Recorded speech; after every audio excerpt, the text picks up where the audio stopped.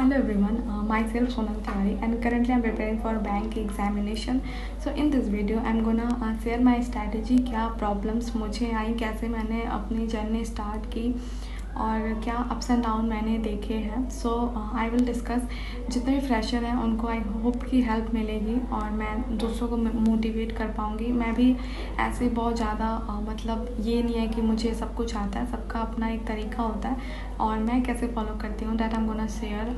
So first जो है, जब मेरा ग्रेजुएशन कंप्लीट हुआ तो आई डिसाइडेड कि मैं एक जो है गवर्नमेंट एग्ज़ाम की प्रिपरेशन करती हूँ. तो सबसे पहला जो माइंडसेट आया दैट इज़ बैंक एग्जामिनेशन, कि आप बैंक एग्जामिनेशन एक ऐसा एग्ज़ाम है जो आप अपना स्ट्रैटेजी अगर आपकी अच्छी है तो आप जल्दी सेलेक्शन ले सकते हो.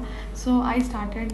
उसके बाद से जब मैंने स्टार्ट की जर्नी तो मुझे एडमिशन मैंने महिंद्रा इंस्टीट्यूट में लिया. तो वहाँ से मैंने अपने बेसिक्स जो हैं, जितने मुझे प्रॉब्लम होती थी वो मैंने क्लियर किया. तो वहाँ पे रीजनिंग में मुझे प्रॉब्लम होती थी क्योंकि रीजनिंग आप शुरू से नहीं पढ़े हो. मैथ्स और इंग्लिश तो फिर भी आपने देखा है स्टार्टिंग से.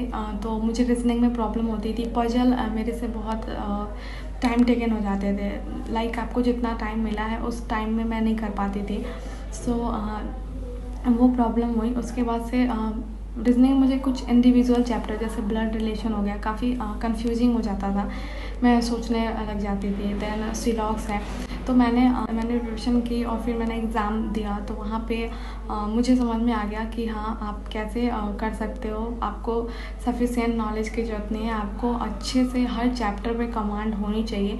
देन आप अपना प्री क्वालिफाई कर सकते हो. तो मैंने अपना डेली टारगेट सेट किया कि मैं मतलब थ्रू आउट द डे मैं सुबह से लेकर शाम तक कैसे क्या पढ़ूँ, कैसे करूँ. सो आई स्टार्टेड दिस कि मैंने सुबह में उठने के बाद से डेली टारगेट सेट किया, टू डू लिस्ट सेट किया और वहाँ से उस चीज़ जितनी भी चीज़ें मैंने वहाँ पे नोट डाउन की हैं उसको मैंने पूरे दिन में कंप्लीट करने की कोशिश की है.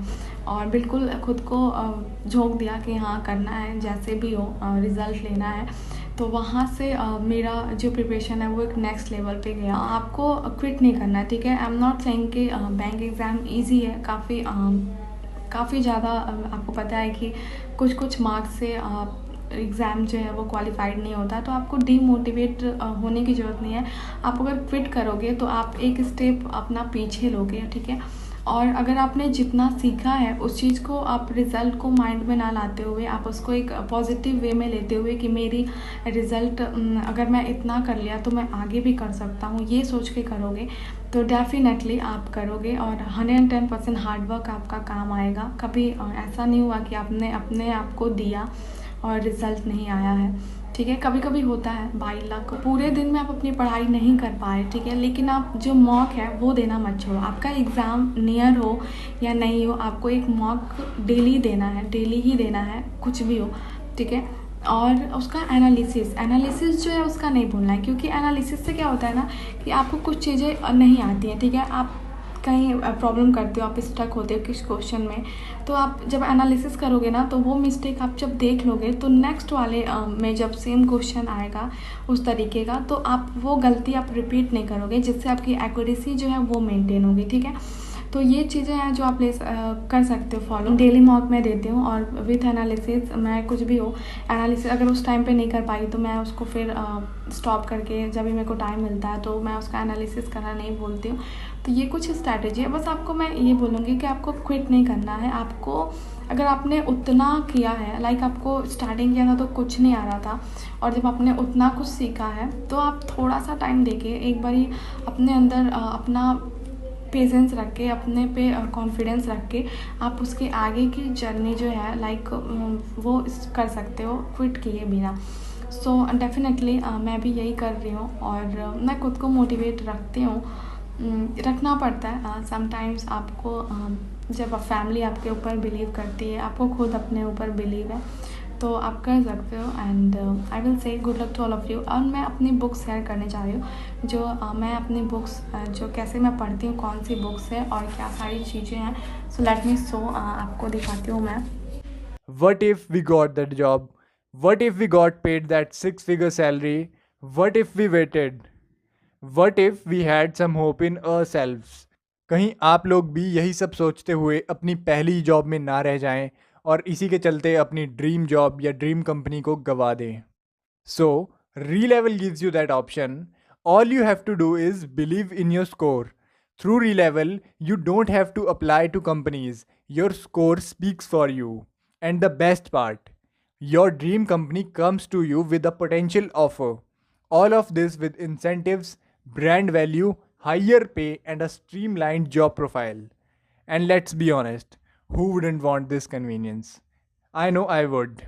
Now, this wasn't supposed to be a motivational speech, but thank you for checking out this video. And what would be my advice for you? और मेरी एडवाइस आपको क्या रहेगी? Join Relevel today and get access to all the opportunities you would have otherwise missed out on. अभी आपके पास मौका है, आज ही Relevel को ज्वाइन करें और अपनी ड्रीम जॉब पाएं अपनी ड्रीम कंपनी में.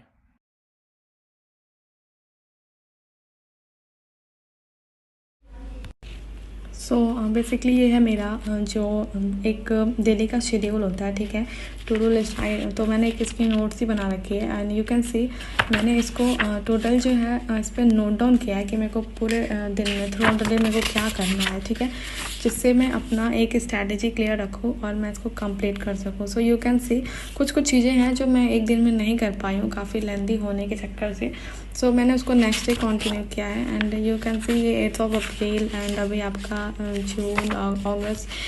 यहाँ पे जो है मेरी मेंस की क्लासेस अभी चल रही हैं. जैसे आप ये मार्च को करंट अफेयर में मैं सब चीज़ें अभी लेके चलनी है क्योंकि आपको अपना मेंस भी मुझे क्लियर करना है. So this is my to do list. And अगर मैं बात करूँ मेरे करंट अफेयर्स की, तो ये मेरी करंट अफेयर इंग्लिश की लेक्चर नहीं हुई, तो मैं किसी दिन भी करंट अफेयर में ना अपना मिस नहीं किया है क्योंकि यू नो आप कि अगर आपका प्री क्वालिफाइड होता है तो आपको इतनी टाइम बाउंडिंग होती है, आपको बहुत कम टाइम मिलता है जिससे आप अपने करंट को कवर कर पाओगे 6 to 7 मंथ की. सो बेसिकली मैंने इसको कंटिन्यू ही रखा कुछ भी हो जाए, ठीक है. यहाँ पे आप देख सकते हो. और नेक्स्ट जो है ये मेरी मैथ्स की नोट्स है जो मैंने बना रखी है. काफ़ी मतलब ये पूरा मेरा नोट्स है मैथ्स का. ये बुक है राकेश यादव सर की मैथ्स के लिए, ठीक है. अगर आप को अपनी प्रिपरेशन एक ऐसे लेवल पे आपको एक अच्छी बुक चाहिए अगर, तो आप इस बुक के लिए जा सकते हो. काफ़ी अच्छी बुक है ये. पूरे फुल अर्थमेटिक सेशन आप यहाँ से पढ़ सकते हो. यहाँ पे मैं ये जो मैगज़ीन है ये मैंने प्रिपरेशन के लिए ली थी ताकि मैं इससे अपना जो है मॉक दे सकूं. हमेशा आप ऑनलाइन नहीं प्रेफर कर सकते हो. समटाइम्स ये सही होता है कि आप अपना टाइमर सेट किया एंड आप अपने प्रिपरेशन पे लग जाओ. तो ये आप देख सकते हो अगर आपको बुक एक प्रेफर करनी हो तो. Basically this is my room. You can see ये मैं एक रेंटेड अपार्टमेंट में रहती हूँ ताकि मैं घर से अपनी पढ़ाई नहीं हो पाती उतनी. सो यहाँ पे मैंने शिफ्ट किया था एंड यू कैन सी छोटा सा रूम है.